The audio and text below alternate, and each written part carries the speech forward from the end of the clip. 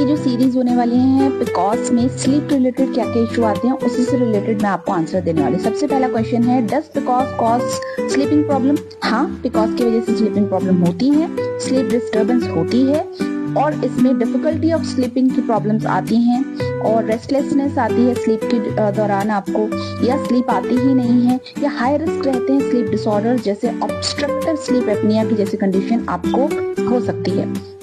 इसके अलावा what kind of sleep disorders are linked to PCOS, इस तरह के बहुत क्वेश्चंस जो है लोगों ने पूछे हैं। तो स्लीप एपनिया स्पेशली इसका नाम OSA के नाम से भी ये जाना जाता है और ये बहुत कॉमन है, जिसको मैंने अभी आपके साथ लास्ट क्वेश्चन में शेयर किया, ऑब्स्ट्रक्टिव स्लीप एपनिया। दूसरा कंडीशन है इंसोम्निया, ट्रबल होता है मतलब नींद आती ही नहीं है और आप रात भर जगे रहते हो, कोशिश करते रहते हो, घड़ी को देखते रहते हो बट नींद नहीं आती।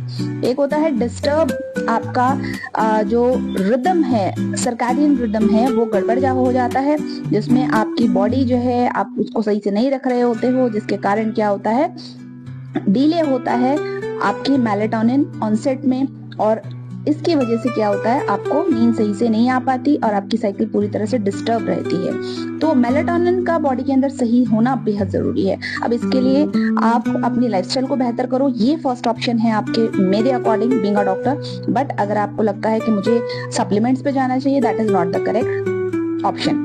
बहुत ज्यादा दिक्कत अगर हो रही है तो अपने डॉक्टर को कंसल्ट करो या कंसल्टेशन मेरे साथ भी बुक करते हो। अब तीसरा क्वेश्चन आता है, Why does PCOS lead to sleep problems? What's the mechanism? इसके पीछे का क्या मैकेनिज्म है? देखिए, काफी सारे फैक्टर्स हो सकते हैं, अलग अलग पेशेंट के लिए अलग अलग रीजन होते हैं। जब भी किसी महिला को PCOS है तो वीडियो थोड़ा सा लंबा है, ये 3 मिनट का वीडियो है, तो आप पूरा सुन लें अगर आपको स्लीप रिलेटेड इशू आ रहा है। सबसे पहला हार्मोनल इम्बैलेंस जैसी इशू के वजह से, including elevated androgen level, disturbed reproductive hormones आपके चल रहे हैं जो आपकी स्लीप को डिस्टर्ब करते हैं, ये फैक्टर हो सकता है। दूसरा, इंसुलिन रेजिस्टेंस और metabolic dysfunction, poor glucose control होता है जिसके कारण, और ये आपकी स्लीप पर बहुत इम्पैक्ट डालता है। ये फिजियोलॉजिकल मैकेनिज्म है और वेट गेन इससे आपको होता है इंसुलिन रेजिस्टेंस के कारण और आपकी स्लीप डिस्टर्ब होती है।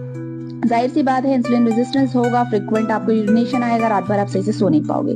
तीसरा, ओबेसिटी या ओवरवेट है, तो ये भी एक बड़ा जो फैक्टर है स्लीप एपनिया या डिक्रीज स्लीप क्वालिटी।